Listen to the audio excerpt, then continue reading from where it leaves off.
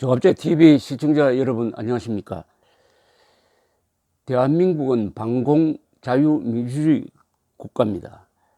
공산주의자를 정치권에서 배제하고 있습니다. 공산주의자가 그 생각만 하는 게 아니라 그런 생각을 가지고 활동을 한다면 그것은 국가의 위험을 초래하므로 법적으로 응징을 하게 되어 있는 그런 나라입니다. 그러니까 유럽의 공산주의자와 대한민국의 공산주의자의 형태가 다르게 나타날 수밖에 없는 거죠.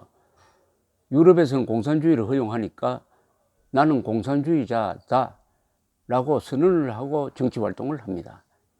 그러나 한국에서는 공산주의를 원천적으로 금지시키니까 공산주의자들이 위장을 하게 됩니다. 나는 공산주의자라는 말을 하지 않습니다. 어떻게 위장을 하느냐 하면은 용어로서 위장을 합니다.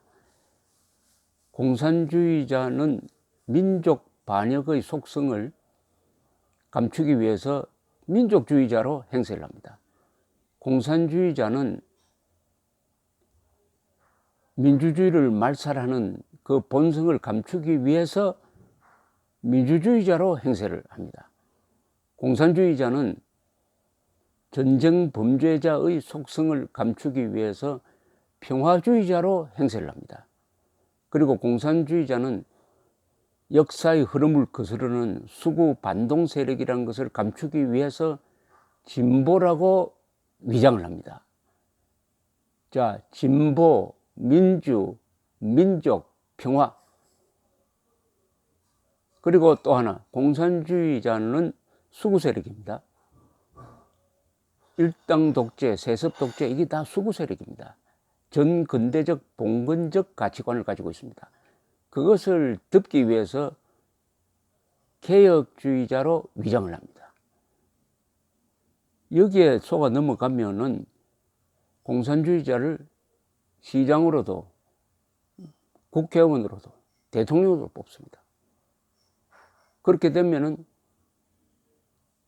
대한민국은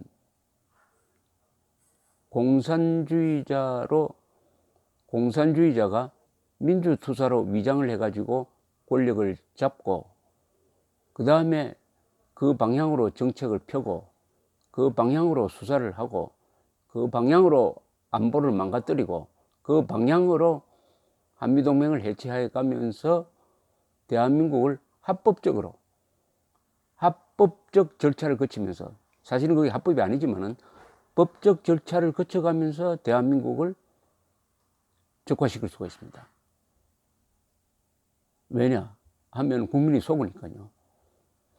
그러면은 어떻게 해야 되느냐, 이게 고민입니다. 유럽처럼 내가 공산주의자다라고 나오면은 국민들이 그 사람의 정책을 정확하게 이해하고 채점하고 그 다음에 투표 때 반영할 수가 있는데 속임수를 쓰니까 이게 참 복잡해집니다. 더구나 한국 사람들은 좋은 말을 쓰는 사람이 좋은 말이라고 착각하는 아주 치명적 약점을 갖고 있습니다. 분별력이 약합니다. 언어에 대한 분별력이 약합니다. 그 분별력이 약한 것도 여러 종류가 있는데 한국 사람은 한글 전용으로 가면서 정확한 언어 감각이 약해져서 언어를 통한 선동에, 좋은 말을 이용한 선동에는 넘어갑니다. 그래서 제가 개발한 치유법 하나가 민족입니다. 민족을 정확하게 해석하자. 북한 노동당 정권을 민족 반역자로 규정하자. 북한 노동당 정권을 민족 반역자로 규정을 한 바탕에서는 이런 구호가 하나 만들어집니다. 아니, 감별법이 하나 만들어집니다. 민족 반역자와 민족 공조하자는 자는 민족 반역자다. 이런 공식이 하나 성립되는 거죠. 민족 반역자 김정은과 민족 공조하자는 자는 자동적으로 민족 반역자가 되는 거죠. 그러니까 모든 것을, 애국 세력은 모든 선전 교육을 어디에 맞춰야 되느냐 하면은 김정은이가 민족 반역자다. 김정은이가 민족 반역자라는 설명에 맞춰져야 합니다. 그것은 너무나 쉽죠. 간단하게 설명하면 한민족을 가장 많이 죽인 자가 김일성, 김정일, 김정은이니까 민족 반역자죠. 대한민국보다 1인당 10년씩 짧게 살게 만들고 키를 10cm씩 줄인 자, 한민족을 소인화하고 노예화한 자, 그 자가 민족 반역자죠. 그러면 민족 반역자 김정은과 민족 공조하자고 하는 자가 민족 반역자입니다. 이 법칙을 적용을 하면은 쉽게 민족 반역자, 민족으로 위장한 공산주의자를 밝혀낼 수가 있습니다. 이렇게 이야기하면은 북한은 이미 공산주의자가 아니다. 공산주의자란 개념으로 문제를 보면 안 된다라고 이야기하는 사람이 있습니다. 이게 참 식자우환이 이런 경우입니다. 식자우환. 북한이 공산주의자가 아니라고요? 천만의 말씀입니다. 북한은 공산주의 집단입니다. 그게 바로 공산주의가 뭡니까? 계급투쟁론이죠. 계급투쟁론은 뭡니까? 국민을 분열시켜서 국민의 상당수를 계급의 적으로 몰고 그 계층을 괴멸시키고 숙청하는 것을 통해서 권력을 계속 유지해가는 것. 이게 계급투쟁론입니다. 계급투쟁론의 또 하나의 핵심은 사유재산권을 인정하지 않는 것입니다.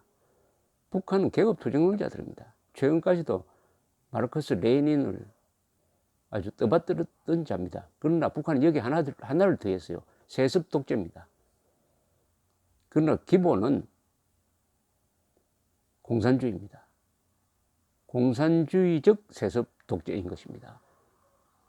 북한을 공산주의가 아니라고 하는 것은 세습 독재니까 어떻게 공산주의냐? 그것은 공산주의를 오해한 겁니다. 공산주의는 필연적으로 계급 해방을 부르짖지만은 그 진짜 논리는 1인 독재로 가게 되어 있습니다. 공산주의를 하면 다 1인 독재로 갑니다.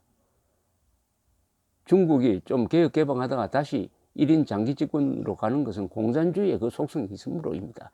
그러니까 북한을 공산주의가 아니다라고 말하는 것은 너무나 순진한 분석 방법이니까, 그렇게 하다가는 북한은 공산주의가 아니다. 그러니까 이제 공산주의를 두려워할 필요 없다. 한국에서 공산주의 허용하자. 이렇게 나오는 겁니다. 자, 이런 반공국가 한국에서 그럼 공산주의자를 어떻게 가려낼 것이냐? 그 가려내는 것은 그 사람의 행동을 보면 됩니다. 그 사람이 머리로 들어갈 수가 없어요. 그 행동을 보면서 어떻게 가려낼 거냐 하는 것에 대해서 이 양동환, 공산주의 전략전술연구의 1인자인 양동환, 한국중앙연구원 명예교수 양동환 선생이 2년 전에 개발한 채점표가 하나 있어요. 이 채점표를 보면은 공산주의자를 가려낼 수 있습니다. 채점표를 제가 읽어드리겠습니다. 뭐 메모하셔도 좋고, 요걸 제가 조갑제 TV에 붙여놓을 테니까요. 조갑제닷컴에 올라와 있으니까 그것도 참고 한번 해보십시오. 공산주의자 감별법입니다. 반공국가에서. 1. 공산국가의 주장과 정책에 동조한다. 한국 경우에는 북한 정권의 정책에 동조한다는 겁니다. 북한 정권의 정책은 대남 적화 전략부터 여러 개가 있습니다. 핵개발, 가장 최근에 있는 건 가장 핵무장이죠. 핵무장 전략. 이런 데 동조한다는 겁니다. 종전선언하자, 평화협정 맺자. 이것도 북한의 중요한 전략이고 정책입니다. 여기 동조한답니다. 민족해방, 민주주의 혁명 노선에 동조하면 그건 더 말할 것도 없죠. 두 번째, 공산주의자들을 존경하는 것. 공산주의자, 스탈린, 모택동, 김일성을 존경한다고 하면은 그건 의심을 해야 된다는 거죠. 세 번째, 공산주의 체제에 대하여 호감, 동경의 태도를 취한다. 공산주의 체제에 대해서입니다. 네 번째, 과거 공산주의자들의 활동을 찬양한다. 과거 공산주의자들까지 찬양한다. 다섯 번째, 공산주의 단체나 용공성향 단체들을 옹호한다. 용공성향 단체들까지 옹호한다. 공산주의 단체나 용공성향, 공산주의를 허용하는 단체까지도 옹호한다. 여섯 번째, 용공 세력과 지속적으로 협조한다. 일곱 번째, 공산국가가 하는 것은 나쁜 것도 좋은 것으로 찬양한다. 나쁜 것도 핵무장도, 북한의 핵무장도 이거는 민족의 핵이다 해가지고 찬양한다, 이런 뜻이겠죠.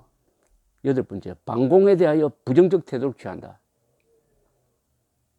공산주의를 막겠다는 것을 범죄로 모는 것, 뭐 이런 거 아니겠습니까? 아홉 번째, 공산주의자들이 주장하는 인식을 수용한다. 이건 트럼프의 경우에 해당되겠는데요.